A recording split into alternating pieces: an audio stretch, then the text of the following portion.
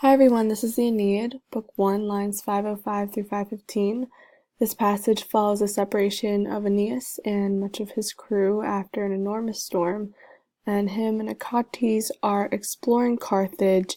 This passage takes place as they are in the temple and unseen by everyone.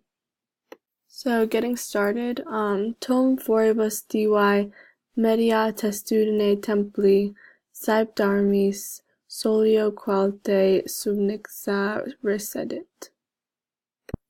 So then, recedit is the main verb here. She took her seat, and her meaning Dido, at the doorway of the shrine, at the center, the middle of the vault of the temple, having been surrounded by weapons and resting high on the throne. So a few things to note. Divae refers to the shrine of Juno, and testudine here literally means tortoise, but it's used for temple vault because the vault's shape was rounded off at the top, similar to a tortoise. And then saeptarmis here is a contrast of a description of Aeneas in line 439, saeptis nebula, meaning like covered in mist. So here, Dido was covered in weapons. And then grammatically here, alte is not an adjective. It's actually an adverb. So it's not modifying solio, it's modifying kind of Dido or describing Dido, the way she's sitting. It could only be an adjective if it was vocative. And then subnixa here is not a PPP, it's just an adjective describing Dido. So jura dabat legesque viris operumque laborem partibus aequabat justis aut sorte trahebat. So she was giving laws and regulations or statutes to men, and men here is really referring to her subjects. In ancient Rome, business transactions could take place in temples, so Vergil applies the same practice to his description of Carthage.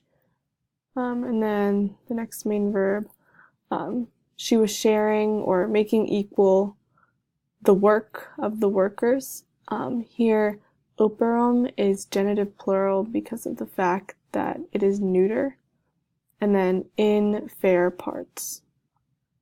And then aut sorte trahebat can be translated as, or she was assigning work by lot, or just more literally, she was drawing lots. And by lots, this means like a kind of random choosing of who does what. Cum subitoneus concursu accedere magno Anthea Sergestumque videt fortemque cloantum tu quorum qualios ater quos aequore turbo dispulerat penitus qualias avexerat oras. So here Aeneas is your subject with videt as the main verb. So when suddenly Aeneas saw approaching from a large crowd Anthea and Sergestus and brave Cloanthus, and others of the Trojans, partitive genitive here, whom, this is a pronoun accusative, whom the dark clouds had scattered, pluperfect verb here and pluperfect verb here, had scattered within the ocean or across the ocean or sea, and had carried away deep to other shores. So this is all crazy for Aeneas because he had thought that he had lost his comrades at sea, but now he's seeing them, but they have yet to see him. Alright, so obstipuit simul ipse, simul percussus Achates laetitiaque metuque. So at the same time, he himself stood agape. This is still referring to Aeneas, And then Achates becomes a subject in this section.